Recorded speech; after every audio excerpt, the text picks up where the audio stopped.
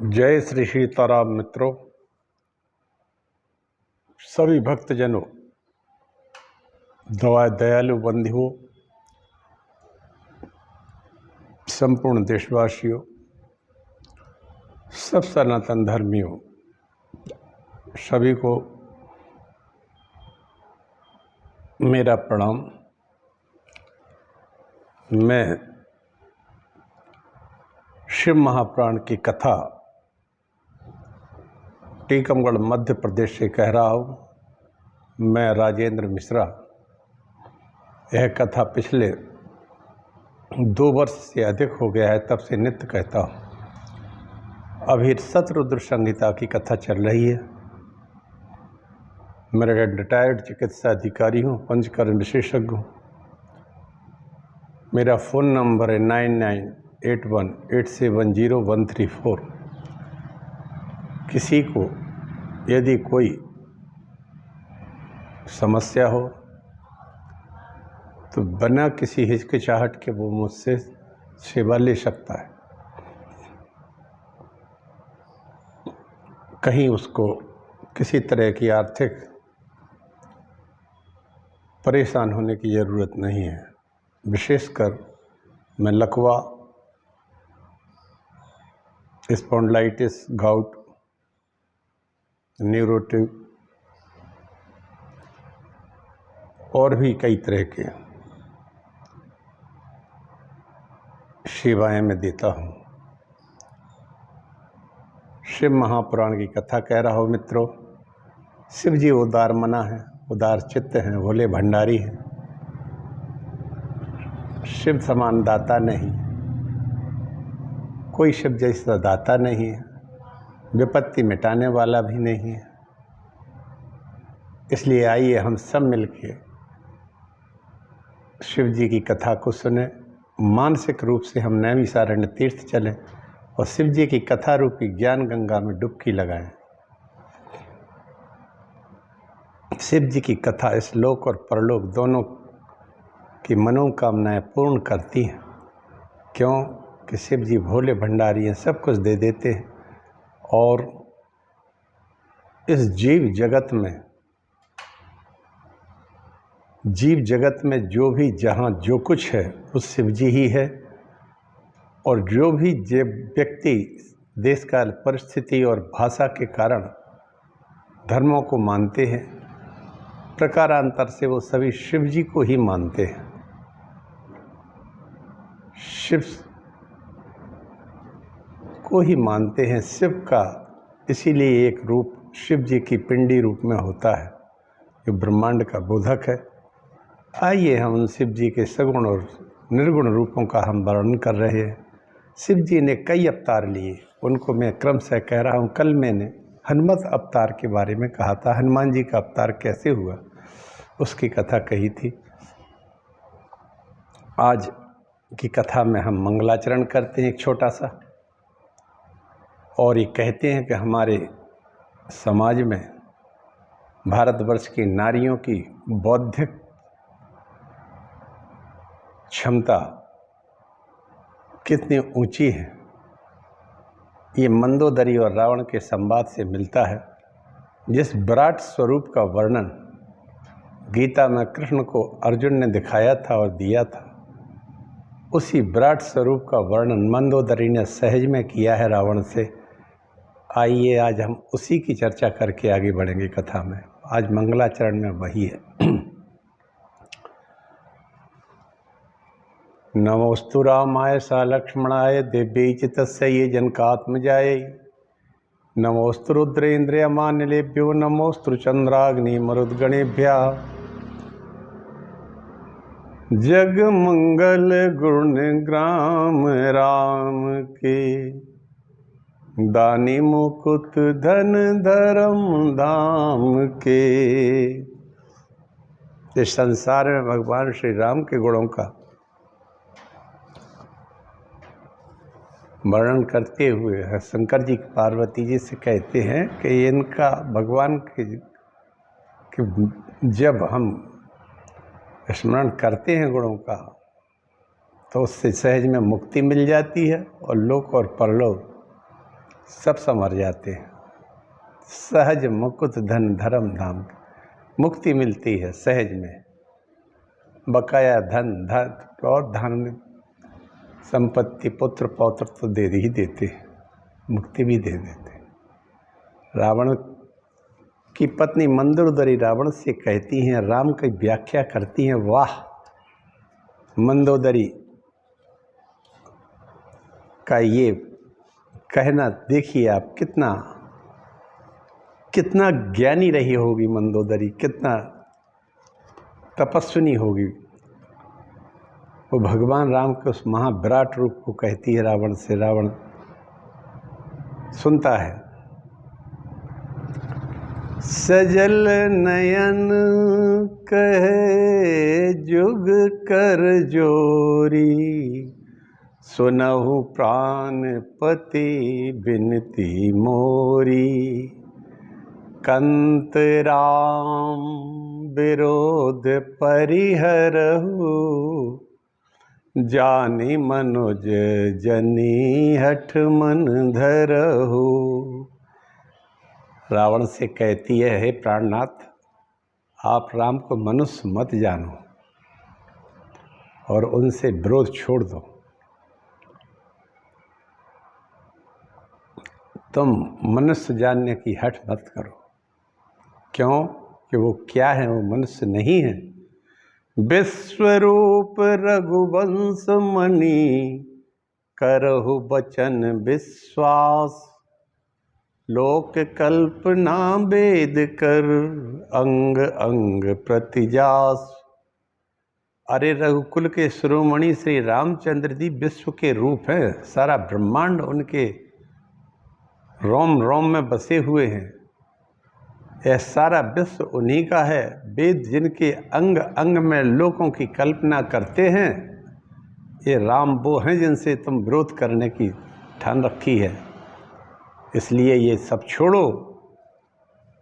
राम मनुष्य नहीं है। पद पाताल शेष अज धामा, अपर लोक अंग अंग विश्रामा। पाताल राम जी के चरण हैं और ब्रह्मलोक भगवान राम जी का सिर है। रावण से कह रही है मंदोदरी, राम जी की व्याख्या कर रही है विश्व रूप की। वाह, कैसी परम पूज्या होगी मंदोदरी, क्योंकि वो एक अप्सरा की और एक दानव की पुत्री थी। दानव और अप्सराएं जी स्वर्ग की बड़े ही विद्वान लोग हुआ करते थे, तपस्वी भी थे। विश्वास कीजिए, वे विश्वरूप हैं, अंग अंग वेद में है की कल्पना करते हैं। पद पाताल शीश अजधामा, लोक परलोक अंग अंग विश्रामा। उनके भगवान राम जी के पाताल तो चरण है, ब्रह्मलोक सिर है, नीचे लोकों का विश्राम है, जिनकी भिन्न भिन्न अंगों पर स्थिति है। भयानक काल जिनका भ्रुकुटी संचालन है। ये काल जो है, काल समय आयु, ये काल जो है उनकी भ्रुकुटी का संचालन है। भौहें चलती हैं, उससे काल चलता है। सूर्य उनके नेत्र हैं। बादलों का ये समूह जितना तुम्हें दिखाई दे रहा है, ये सब उनके बाल हैं। वीर्याणि तस्य अखिल देह भाजाम, अंतर बहिर्काल रूपः, मृत्यु मृतामृतम च माया मनुष्य वदस्य विद्वन। श्रीमद् भागवत के 10वें स्कंद में परीक्षित जी कहते हैं सुखदेव जी से कि आप उन भगवान का निरूपण करिए जो आत्मा में अंदर तो अमृत प्रदान करते हैं और बाहर महाकाल बनकर वो मृत्यु भी प्रदान करते हैं। यह मंदोदरी कहती है कि भ्रुकुटी का विलास ही काल है उनका, राम जी का। वाह, और नयनों में सूर्य है। जासु घ्रान अश्वनी कुमारा, निसे अरु दिवस निमेष अपारा, श्रवण दिशा दस वेद बखानी, महत श्वास निगम निजवानी। अश्वनी कुमार तो उनकी नासिका है, रात और दिन जिनके अपार निवेश, पलक मारना और खोलना है, दसों दिशाएं उनके कान हैं। वेद ऐसा कहते हैं, वायु श्वास है और वेद जिनकी वाणी है। राम जी की वाणी वेद है। और अश्वनी कुमार जो सूर्य के दोनों पुत्र, ये नासिका है। वैसे नासिका से गंध का काम होता है, ज्ञानेंद्रियां हैं, और नासिका से श्वास प्रश्वास लिया जाता है। अश्वनी कुमारों को इसीलिए देवताओं का वैद्य डॉक्टर कहा जाता है। ये स्पेशलिस्ट हैं हर अंग के, ये सब कुछ कर सकते हैं। तो नासिका क्यों कहा गया है, इसमें भी मेरे मित्रों हमारा खुद का मत है। ये नासिका ज्ञानेंद्रिय है और नासिका की कर्मेंद्रिय होती है गुदा। मूलाधार चक्र होता है, मूलाधार चक्र में अपान वायु रहती है और नासिका तक आती है प्राणवायु। प्राणवायु और जब गंध जो पृथ्वी तत्व है, ये मूलाधार का गुण है। गंध ये कर्मेंद्रिय है, लेकिन ज्ञानेंद्रिय इसकी कौन सी है? गंध की नासिका है, जिससे प्राणवायु जाती है। तो अपान और प्राण मिलके एक योग सिद्ध बनता है और जीवन चलता है। अगर ये दो ना हो तो बकाया उदान, समान और बयान इनकी पूर्ति नहीं हो सकती है और प्राण चले जाएंगे। इसलिए अश्वनी कुमारों को कहा है मंदोदरी ने कि ये उनकी नासिका हैं, दिशाएं कान हैं। वेद ऐसा कहते हैं, वायु श्वास है। वेद जिनकी अपनी वाणी है। अधर लोभ जमदसन कराला, माया हास बाहु दिग्पाला, आनन अनल अम्बुपति जीहा, उत्पत्ति पालन प्रलय समीहा। लोभ उनका होंठ है, यमराज दांत हैं, माया हंसी है, दिक्पाल भुजाएं हैं, अग्नि मुख है, वरुण जीभ है, उत्पत्ति पालन और प्रलय जिनकी चेष्टाएं हैं। मित्रों, इसमें एक सांख्य योग का दर्शन भी आ जाता है, जिसमें रस रूप गंध स्पर्श ये सब चीजें आती हैं। जीभ रसना है, ये भी ज्ञानेंद्रिय है। मुख ये कर्मेंद्रिय है, ये अग्नि का वास है। इसमें वरुण का जीव में वास पे उत्पत्ति पालन है, सबका करने वाले चेष्टा उनकी क्रियाएं हैं। यमराज दांत है और माया हंसी है। आज भी मित्रों, जो हम भौतिक प्रेम करते हैं, ये हंस के ही करते हैं, और ये हंसी परमात्मा की माया की हंसी होती है। भगवान तो ऐसे हैं, ना जहाँ हंसी है ना दुख है, वहाँ तो सिर्फ राम है और कोई है ही नहीं, वही अभिराम है। वाह क्या बात की। रोम राज 18 भारा, अस्थि शैल सरिता न सजारा, उदर उदधि अदगो जातना, जगमय प्रभु की बहु कल्पना। सभी प्रकार की वनस्पतियाँ, विशेषकर 18 प्रकार की जो होती हैं, उनकी रोमावली है। ये पर्वत जितने दिखाई देते हैं पृथ्वी पर और तमाम जगह पर, ये उनकी अस्थियां हैं। नदियां उनके नसों का जाल है। समुद्र पेट है, नरक जिनके नीचे की इंद्रियां हैं। इस प्रकार प्रभु का एक विश्वमय रूप है। अधिक कल्पना वहा पोह क्या की जाए महाराज रावण। अहंकार शिव बुद्धि अज, मन शशि चित्त महान, मनुज बास सचराचर, रूप राम भगवान। शिव तो उनका अहंकार है, ब्रह्मा बुद्धि है, चंद्रमा मन है, महान विष्णु ही चित्त है। उन्हीं चराचर भगवान श्री राम के मनुष्य रूप में निवास किया है। आज उन्हीं चराचर भगवान श्री राम जी ने मनुष्य रूप में निवास किया है। अस विचार सुन प्राणपति, प्रभु सन बयरु बिहाय, प्रीति करहु रघुबीर पद, मम अहि बात न जाई। इसलिए हे प्राणपति,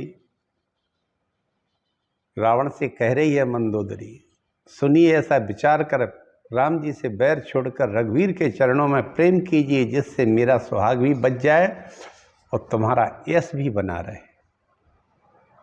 ये भगवान के विराट रूप की कल्पना मंदोदरी ने रामायण के लंका कांड में कही है।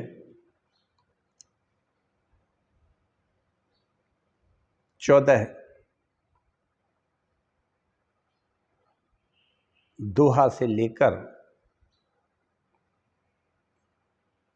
15वें दोहा तक इस तरह से इन चौपाइयों में विराट भगवान राम के विराट स्वरूप की कल्पना कही है। ऐसी महान मंदोदरी के चरणों में प्रणाम। आइए अब हम आगे की कथा कहते हैं। नमोस्तु रामाय सा लक्ष्मणाय देवी च तस्यै जनकात्मजायै नमोस्तु रुद्रेन्द्रियमानिलेभ्यो नमोस्तु चंद्राग्निमरुद्गणेभ्यः। शिव जी पार्वती जी को कथा सुनाते हैं। इस महापुराण में शिव जी की कथा चल रही है। व्यक्ति आनंद ढूंढता है, कभी आत्मानंद, कभी परमानंद, कभी इंद्रियों का आनंद। आइए इसी आनंद को प्राप्त करने के लिए हम शिव महापुराण को सुने। जिसको जो आनंद लेना हो वो मिल जाएगा। शिव जी पार्वती जी को ये कथा बड़ी सुंदर सुनाते हैं। इससे पुराण को ब्रह्मा जी कहते हैं। अखंड मंडलाकारं व्याप्तमेन चराचरं तत्पदं दर्शितमेन तस्मै श्री गुरुवे नमः। वक्रतुंड महाकाय कोटि सूर्य समप्रभा निर्विघ्नं कुरु मे देव सर्वकार्येषु सर्वदा।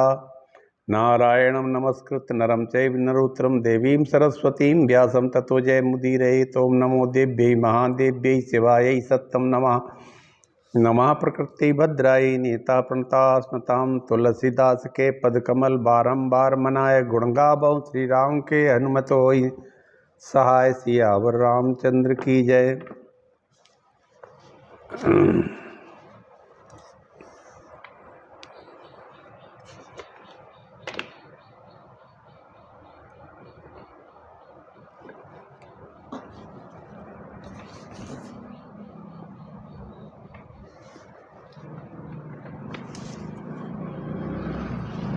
कल हनुमान जी महाराज के जन्म की कथा कही थी।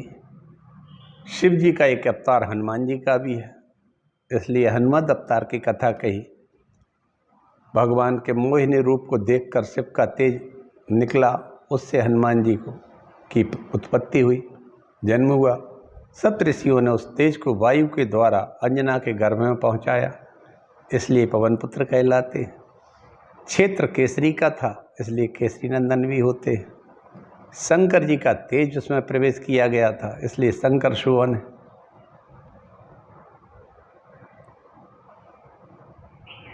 हनुमान जी महाराज की लीलाएं अपार हैं।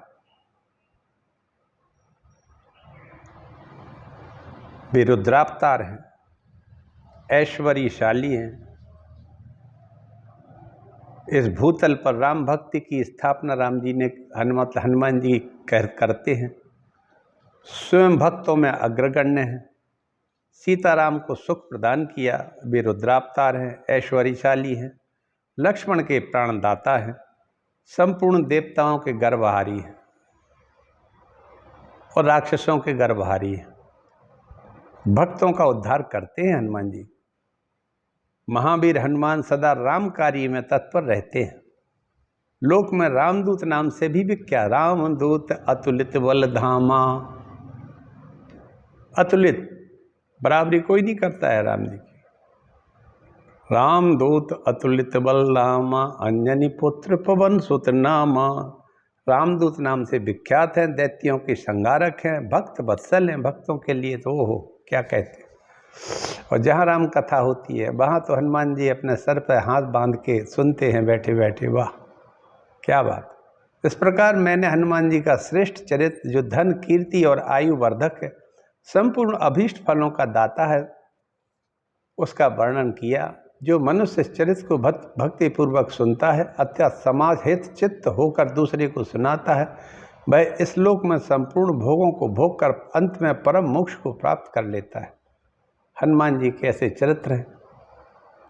पूरी रामायण की कथा संक्षेप में सुना दी।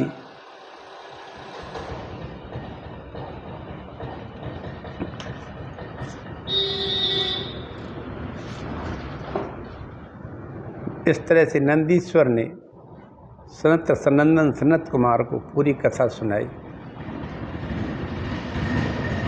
दुर्वासा का अवतार भी कहा, सभी का चंद्रमा का अवतार कहा,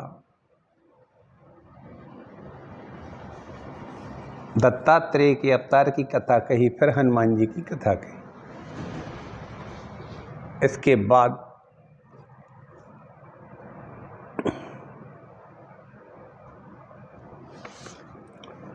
कथा आती है एक छोटा सा अवतार और हुआ है बीच में, और उसका नाम है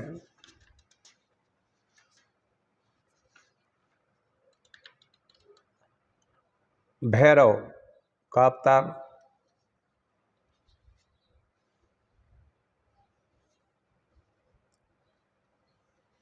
एक समय पार्वती शिव जी ने अपना विहार करने की इच्छा जताकर भैरव को द्वारपाल बना दिया।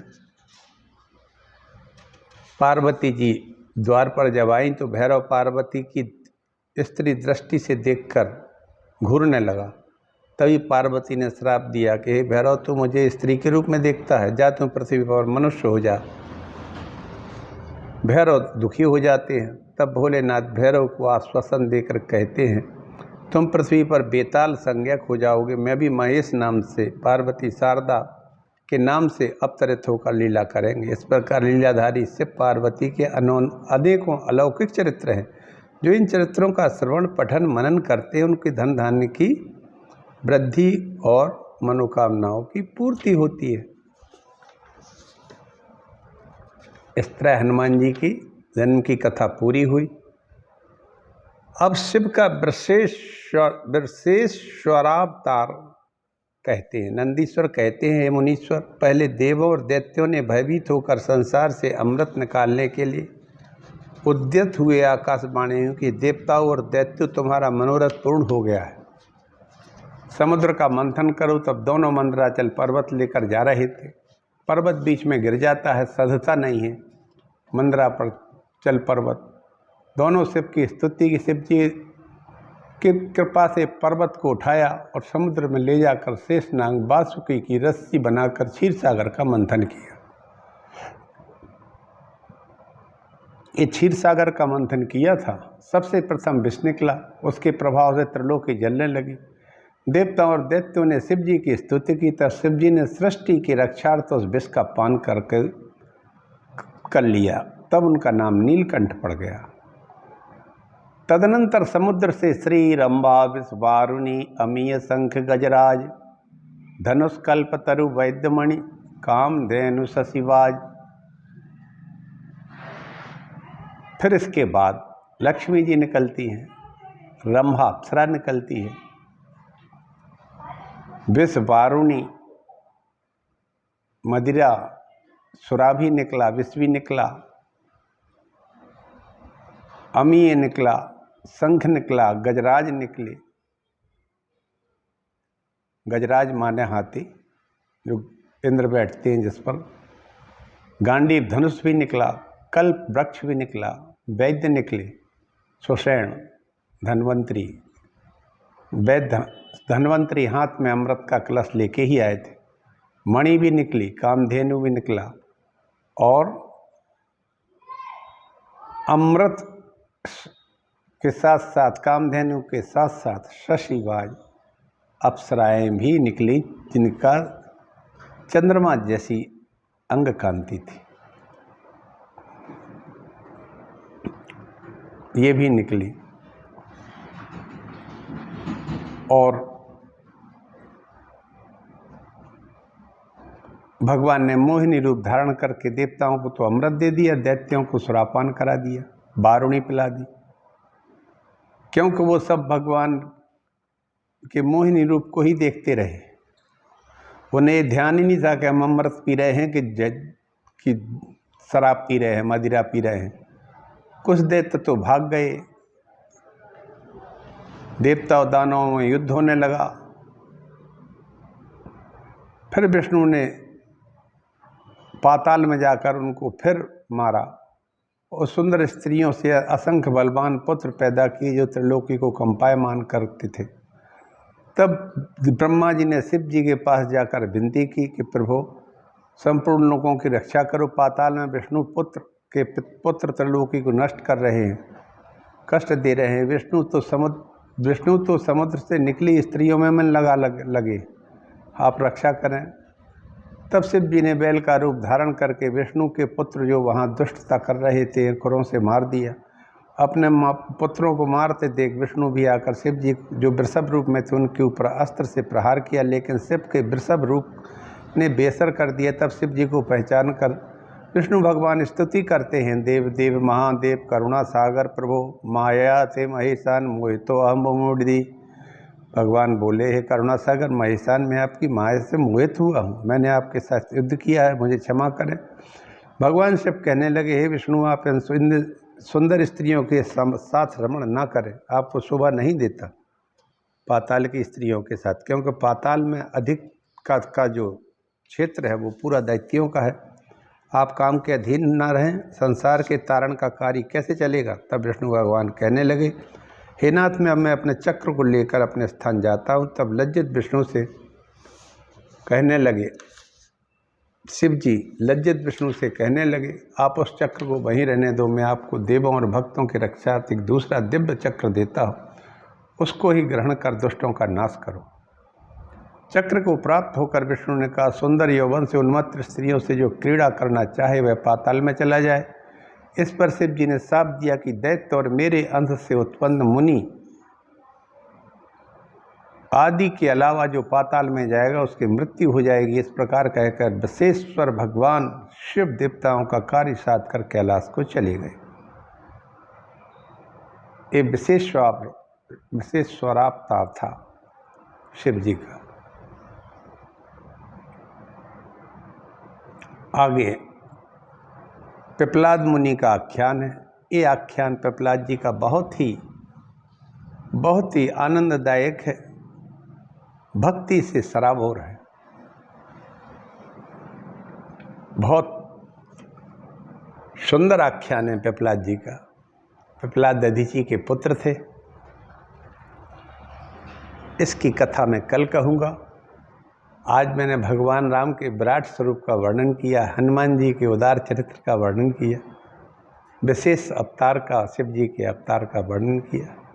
आप सभी लोग को आनंद आएगा और राम जी की कृपा सब पे बनी रहेगी, शिव जी की कृपा सब पर बनी रहेगी। और हनुमान जी तो शिव जी के ही अवतार हैं, इसलिए हनुमान जी तो सदैव संकट मोचन के रूप में इस कलयुग में हर जगह विद्यमान रहते हैं। इसका प्रत्यक्ष प्रमाण हमारे बुंदेलखंड की इस धरा पर बागेश्वर धाम में धीरेन्द्र शास्त्री के रूप में सबको पता है। हनुमान जी महाराज की कृपा से आज सारे विश्व भर में उनका नाम है। सनातन धर्म का डंका बज रहा है और राम मंदिर के निर्माण से सारा विश्व आज भगवान राम को जान गया। जो नहीं जानते थे वो भी जान गए। ये 2 अक्षर का नाम राम ऐसा है जो हर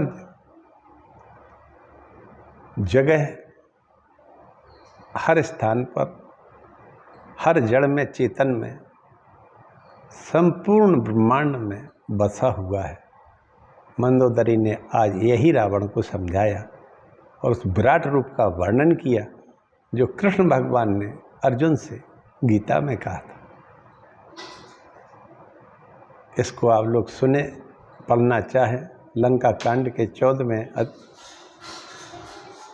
दोहा से पढ़ना शुरू करें, आपको सब मिल जाएगा। रामचरितमानस में तुलसीदास जी ने व्याख्या की है, बहुत बड़ी नहीं है, छोटी है, लेकिन सब कुछ है उसमें।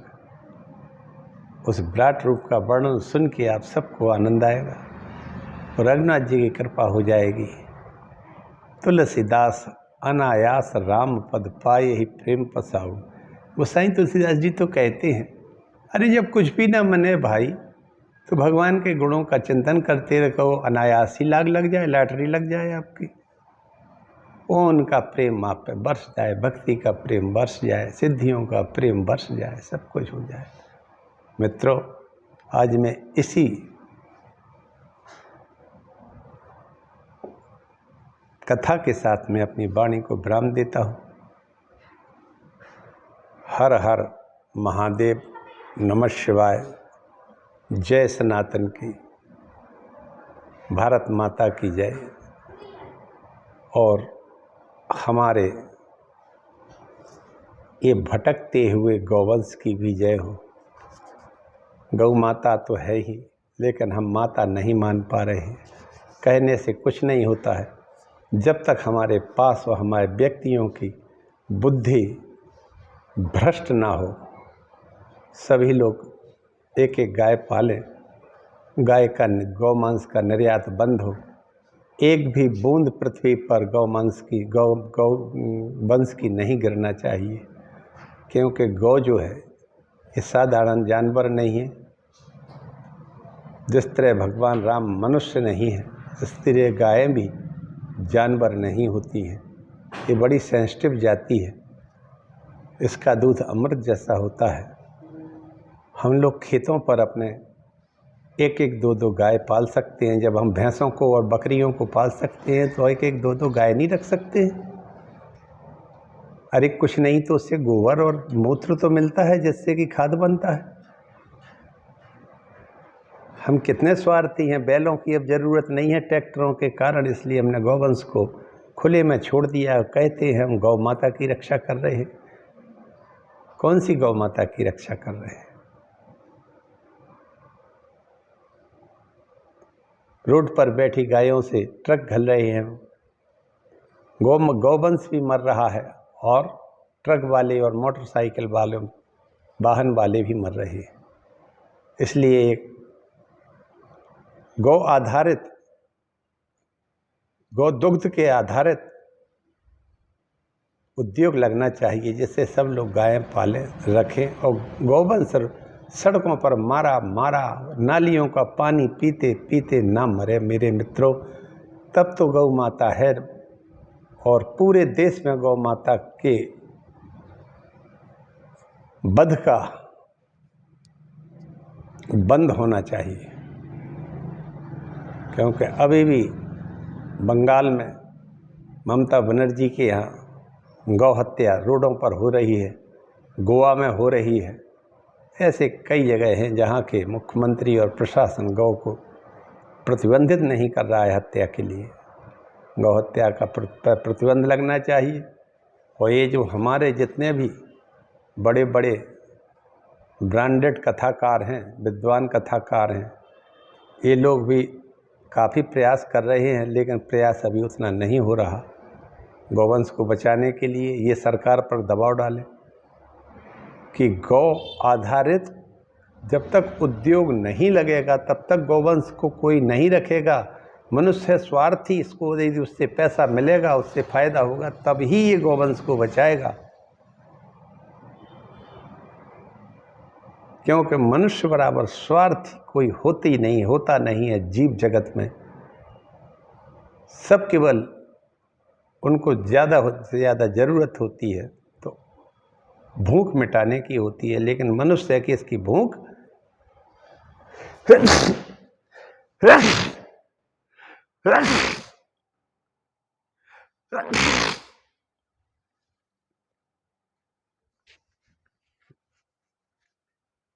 मिटती ही नहीं है। मनुष्य की भूख मिटती नहीं है। एक बार एक ब्रह्मा जी ने नारद जी से कहा, जाओ इस पात्र को भर के ले आओ। नारद जी आए जमीन पर, उन्होंने भिक्षा मांगी, पात्र नहीं भरा। लौट के पहुँचे, बोले पात्र तो भरता ही नहीं है भगवान पृथ्वी के मनुष्यों के बारे में। क्योंकि ब्रह्मा जी से नारद जी ने कहा था कि मनुष्य तो बड़ा धरती का स्वार्थी है, सभी तो नहीं लेकिन बहुत अधिकांश स्वार्थी है यहाँ। और जितने भी चीज़ स्वार्थ से ही सिद्ध होते हैं यहाँ। हर चीज स्वार्थ के बस के वशीभूत होकर ही यहाँ प्रत्यक्ष में दिखाई देती है। सत्य भी है। तो उन्होंने पात्र दिया कि जाओ इसको भर के लाओ। नारद जी ने संपूर्ण पृथ्वी पर पात्र को भरने की कोशिश की, पात्र नहीं भरा। अंत में पहुंचे, लौट के बोले ब्रह्मा जी से, आपने कौन सा पात्र दिया, ये भरता ही नहीं है। तब ब्रह्मा जी ने कहा नारद जी से कि नारद जी, पात्र को तुमने गौर से अभी देखा नहीं? बोले नहीं। बोले ये पात्र नहीं है, ये पात्र हमने जो दिया है ये आदमी की, मनुष्य की खोपड़ी है, और ये खोपड़ी मनुष्य की कभी भरती नहीं है। मित्रों, कहने का आशय ये है कि जिस तरह हम अपनी भैंस माता को, बकरी माता को, ऊंट माता को संरक्षण सुरक्षा देते हैं, गौ माता को जरूर दें और उसका दूध अपने बच्चों को पिलाएं, बलिष्ठ होंगे। इसमें एक तत्व होता है ऐसा जो अमृत जैसा होता है। इसलिए आप सब गाय का गोबर, गौमूत्र की खाद को और दूध तीनों का इस्तेमाल करें। गाय को पालने वाला कभी भी घाटे में नहीं रहता है। जय श्री राम। इसी के साथ मैं अपनी वाणी को विराम देता हूँ। सभी लोग सुखी रहें, परमात्मा सब पर कृपा करे। जय सनातन की। हर हर महादेव। संपूर्ण देशवासियों को मेरा प्रणाम।